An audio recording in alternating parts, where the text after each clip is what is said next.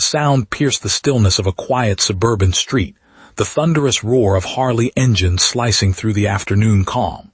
4 bikers appeared, their black vests emblazoned with the fierce Hell's Angels emblem, casting elongated shadows across the sun-warmed pavement. Neighbors peered from behind drawn curtains, mothers hurried children indoors, and even the breeze seemed to pause. Amidst this cacophony, a delicate, trembling voice emerged, innocent yet filled with a desperate plea. "Sir, will you buy my bike?"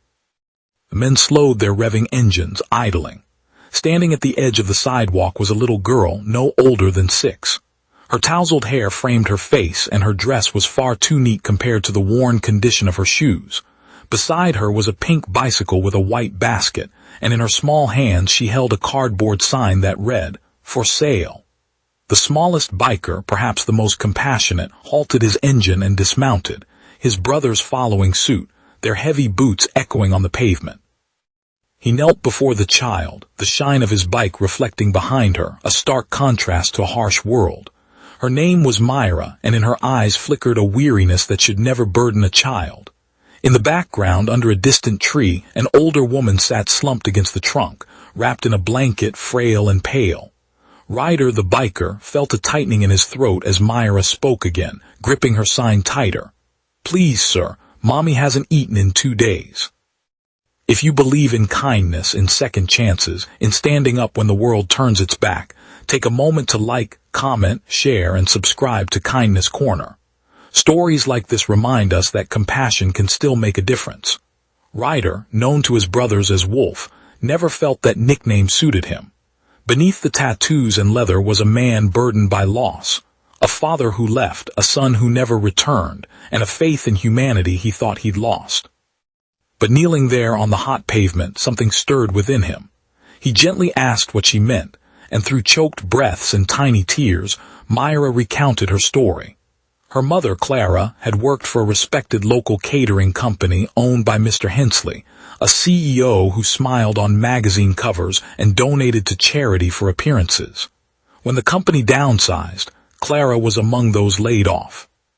She begged for just a few more weeks to provide for her daughter, but Hensley dismissed her, claiming she was replaceable. Since then, Clara had been too weak to seek new employment. Bills accumulated, the refrigerator stood empty, and her pride prevented her from asking for help. Myra had decided to sell her only toy, her pink bike, to buy food. Ryder felt something inside him snap, like a final thread fraying after years of pent-up anger. His brothers Tank, Viper, and Mason recognized that look. Without a word they nodded, not out of pity but from a shared fury at seeing innocence crushed by greed. Ryder reached into his vest, retrieved his wallet, and placed a handful of bills into the little girl's trembling hand. "Keep the bike, kiddo," he said softly, his voice rough with emotion. But this was just the beginning for him. He couldn't ride away while powerful men had stripped a mother and her child of everything. He instructed Myra to stay with her mother and promised he'd return soon. Then the engines roared back to life. The Hell's Angels weren't saints, but they had their own brand of justice. They didn't resort to guns or violence that day. Instead, they pursued the truth. They found Hensley's office, a towering glass structure gleaming in the sun, a symbol of arrogance. The 4 men entered with the force of a storm, their boots echoing against the marble floors. The receptionist froze in shock. Ryder spotted Hensley through the glass wall of his office, a man sporting a gold watch, a fake grin, and hands that had never toiled honestly. "What is this?" Hensley scoffed as they walked in, but Ryder didn't raise his voice. He placed the sign on the CEO's immaculate desk, the very cardboard Myra had held. "That," he said quietly, "is what your greed has cost." For the first time, the polished businessman appeared rattled. Ryder shared Myra's story of a mother starving beneath a tree, and the bicycle that held more value and love than all of Hensley's cars combined.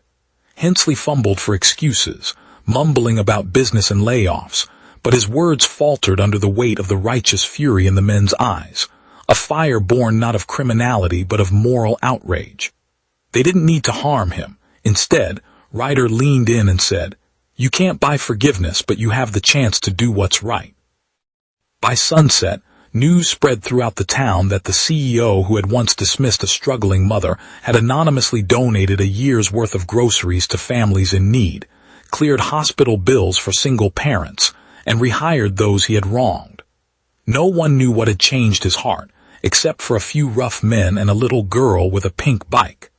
When Ryder and his brothers returned to the tree that evening, Myra ran to them, her eyes sparkling with joy. Clara stood now, still weak but smiling for the first time in weeks. The light caught her face, and Ryder noticed how her hand trembled as she tried to thank him. He simply nodded, tipping his head as the engines cooled beside them.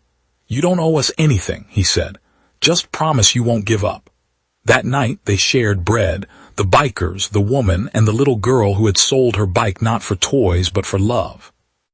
The sunset cast golden hues across the chrome, the grass, and the now-folded sign resting in Myra's lap. For a fleeting moment, the world felt a little less broken.